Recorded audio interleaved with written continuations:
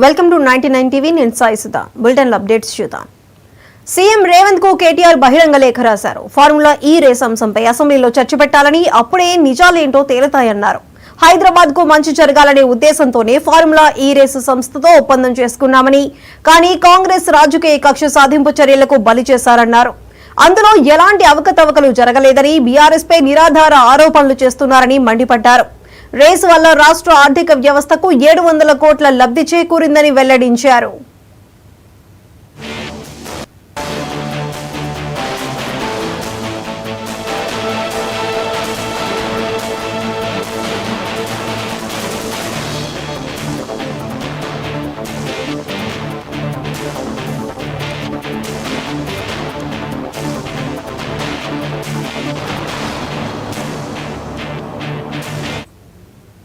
CM Revanth కు కేటీఆర్ బహిరంగ లేఖ రాశారు. ఫార్ములా ఈ రేస్ అంశంపై అసెంబ్లీలో చర్చ పెట్టాలని, అప్పుడే నిజాలేంటో తేలుతాయన్నారు.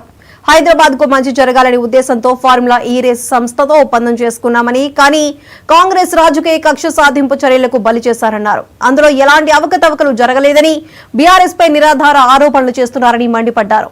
రేసు వల్ల రాష్ట్ర ఆర్థిక వ్యవస్థకు 700 కోట్ల లబ్ధి చేకూరిందని వెల్లడించారు.